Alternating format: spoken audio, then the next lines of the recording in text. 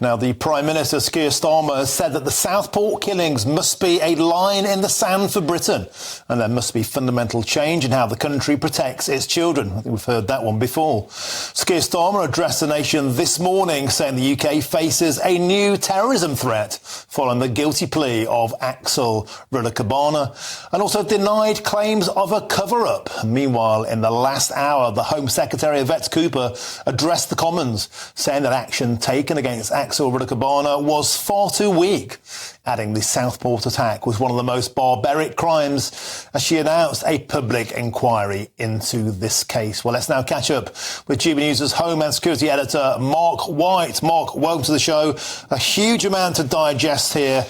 So much has happened in such a short period of time. Let's start with this morning. So Sir Keir Starmer addressed the nation, being blasted by Nigel Farage for a political cover-up, the biggest political cover-up, Nigel Farage said, of his entire career. In fact, he's given the new nickname, Cover-Up Keir. Sir Keir Starmer came out swinging this morning. Tell us how first the Prime Minister responded.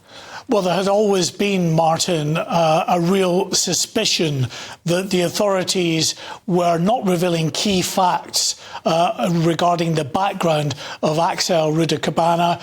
The Prime Minister himself in Downing Street, in that news conference this morning, confirmed that, yes, that was true, that he knew very early on that ricin had been discovered in Rudakabana's home address in Lancashire.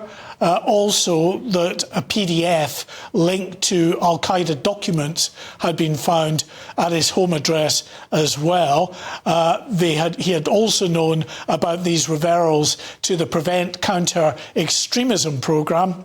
But he said the reason that the public were not told about this is because of the overriding need to ensure that the forthcoming trial was not prejudiced, that the public would not forgive him or indeed the authorities for revealing information that may result in the collapse of a trial. That was his justification, anyway, for not putting facts out there into the public domain. But the fact is, Martin, that they did reveal in late October, because I was up there in Liverpool at Merseyside Police Headquarters, that 2 new charges were being brought against Axel Rudakabana at that time. Those charges relating to that PDF file linked to Al-Qaeda, a terrorism charge, and then a charge under the Biological Weapons Act relating to the ricin toxin that was discovered at his home address. Both the PDF and the toxin were discovered within a couple of days of the attacks taking place in Southport, and then a day or so later they were confirmed to be ricin and confirmed to have been a PDF linked to that Al-Qaeda study that again linked to the document. But we waited, Martin, for 3 months until the end of October before those charges were publicised and added to the indictment. We've heard as yet no satisfactory explanation as to why there was this very long time lag. Claims that it could potentially prejudice a trial seem weak at the very least, because if you're not prejudicing a trial at the end of October in giving these facts, why would the trial back in, say, July have been prejudiced by, again, giving those facts and revealing the 2 indictments that have been added to the charge against him? So a lot of questions that the wider public have about what they've been told right from the outset, a real feeling that they were not being told the whole truth. And that vacuum, of course, as we know, was fed by rumour and speculation on the internet that simply compounded the outrage and the anger that people in communities right across the country were feeling. And then Mark White, Yvette Cooper addressed the Commons a short while ago. She seemed to address everything but the elephant in the room, if you ask me. Chris Philp, the shadow Home Secretary, then blasted back there could and should have been more openness and transparency to help prevent these riots. Will that be investigated? A key point, because there was a window of 3 days between the murders happening and Rutherford being charged. That could have been a time, Mark White, when information was released to try and put the flames out, rather than the silence, many said later on, actually was throwing petrol on that fire. Even post-charge, Martin, most observers that are fully aware of the sort of criminal justice system and the way that these trials operate believe that there is information that could have been put into the public domain that would not in any way, shape or form really have had a realistic chance of prejudicing a trial. It has to be a significant threshold that is crossed before there is a contempt of court with regard to the proceedings that are about to take place. Judges always advise jurors to try that case on the facts put before them, not to go researching information for themselves and to disregard everything they may have heard about a case previously.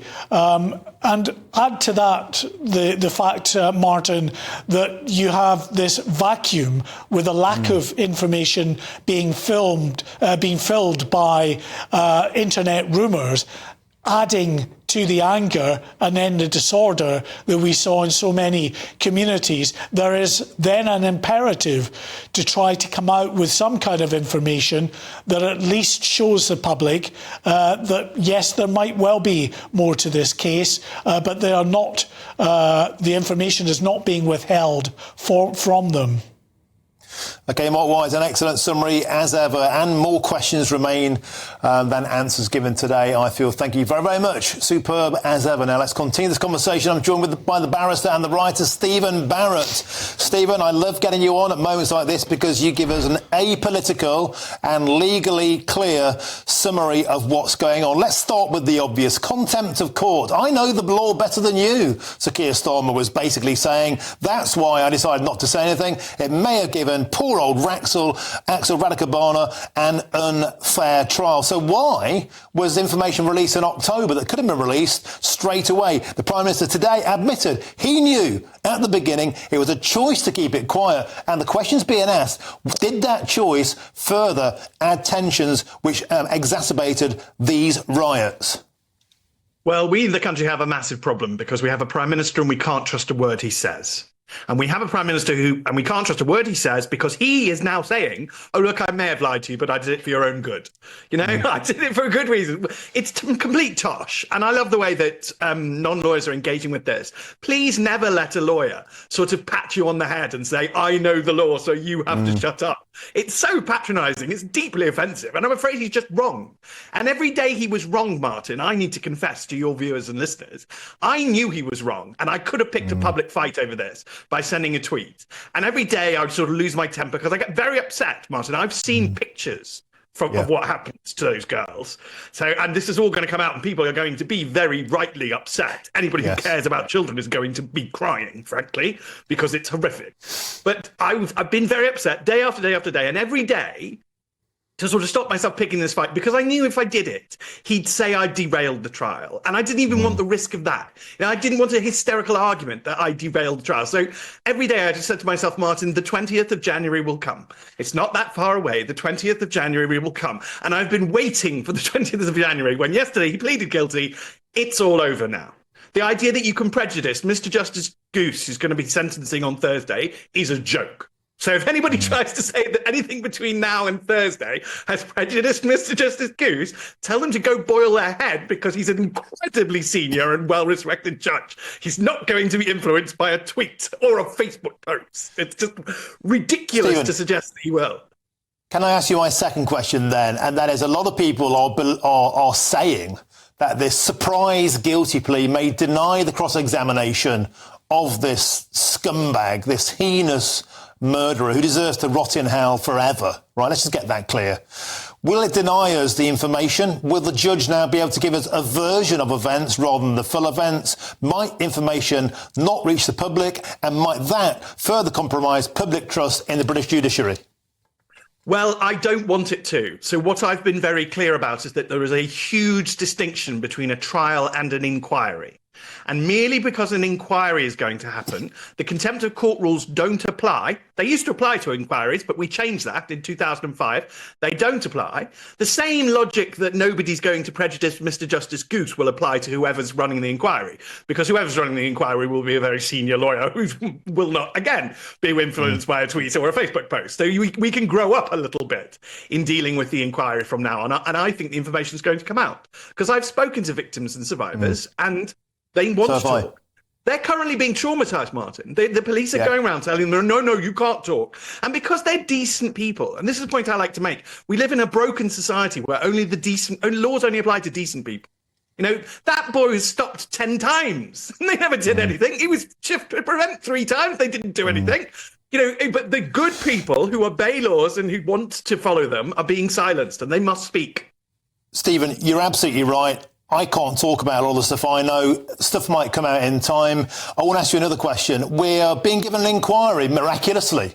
Sir Keir Starmer whipped all his MPs to vote against an inquiry 2 weeks ago. It's the wrong kind of inquiry, perhaps. We don't want an inquiry into rape gangs. It might bring down the entire House of Cards. This inquiry, however, how politically robust, how politically neutral will it be? Who controls the inquiry? What questions will I ask? I put it to you, and call me a cynic, and I want to be wrong. I want to be wrong, Stephen Barrett. Could this inquiry be used to throw other organisations to the wolves? Oh, it's Prevent. It was the mental health services. It was the social services. Nothing to do with the fact the government wouldn't quash these rumours early on. Throw it onto other parties, and tickety-boo, lessons will be learned. Let's light a candle. This will all go away. Just like we heard after Nottingham with Valdo Calacani. Lessons won't be learned. We seem to be repeating the same old mistakes. We are repeating the same old mistakes. We refuse to be governed well. It's heartbreaking to watch the United States suddenly be governed by somebody who actually knows what he's doing and what he wants to achieve, and for us to be floundering in this mess. I don't think that this inquiry will work as a cover-up. The real question, Martin, is going to be who caused those riots. And I think Keir Starmer caused that riot. If you've talked to survivors, then you know, I bet you will have picked it up on this. The one thing they always talk about is 19 seconds. That's what they say. So if you go to Southport, they talk about 19 seconds, because in their view, that's how long the Prime Minister took to lay down a wreath. And they don't say lay down a wreath. They often say throw down a wreath. And then he ran away being heckled by by somebody connected to the tragedy. And, you know, and that is just awful. Of course he fanned those flames. I said that all they cared about was managing it. And Starmer had one of his MPs publicly attack me on Twitter, and I had a nightmare time. It wasn't pleasant at all, Martin. I'll tell you about that. And a month later in September, his own senior advisor on counterterrorism told him that, you know, what he used a very diplomatic phrase, an information gap fanned the flames. You know, and that's what's happened. And it's because he wants to treat us like children, and he wants to be able to lie to us. Well, I don't want a prime minister who treats me like a child and who lies to me. I'm a serious grown-up individual, and I don't want children hurt, and I have every right to demand answers when children are hurt.